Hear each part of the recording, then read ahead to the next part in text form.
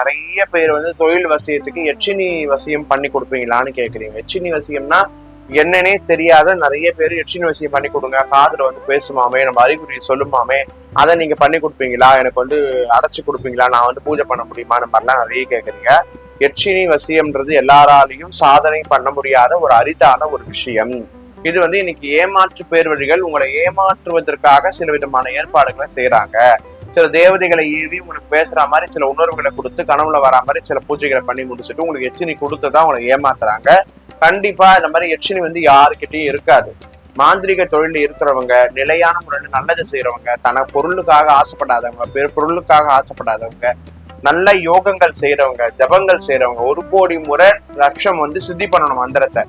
நேரடியா எச்சினி கிட்ட பேசுறதுக்கு உண்டான பலவிதமான முயற்சிகளை நம்ம ஏற்கனவே பயிற்சி பண்ணிருக்கணும். உடல் ஆரோக்கியமா இருக்கணும், மனநிலை திடகாத்திரமா இருக்கணும், எச்சினியை பாக்குற சக்தி நம்மளுக்கு இருக்கணும். புரியுதுங்களா? எல்லாராலையும் எச்சினி சாதகம் பண்ண முடியாது. தயவு செய்து என்கிட்ட பேசுறவங்க காதுல எச்சினி பேசுற மாதிரி வேணும், குட்டிச்சாத்தான் அடைச்சு கொடுப்பீங்களா, குட்டிச்சாத்தான் வேணும், இந்த மாதிரிலாம் கேட்காதீங்க. அதெல்லாம் கிடைக்காது, அதெல்லாம் பண்ணவும் கூடாது. பண்ணீங்கன்னா ஃபியூச்சர்ல உங்களுக்கு மிகப்பெரிய பிரச்சனை காத்துட்டு இருக்குன்னு அர்த்தம். அதாவது விபத்து, தற்கொலை, இந்த மாதிரி எண்ணங்களை அந்த தேவதைகள் தூண்டி விட்டு நம்ம உயிரை பாதிக்கிற அளவுக்கு ஏற்பாடுகள் நம்மளுக்கே தெரியாம நடந்துரும். இந்த மாதிரி விஷயத்த கையாளுவதை கவனத்தோட பண்ணணும். தயவு செய்து பண்ணவே பண்ணாதீங்க. உங்களுக்கு ஒரு மாந்திரிகரா எச்சரிக்கை இந்த பதிவு மூலியமா கொடுக்குறேன். நன்றி, வணக்கம்.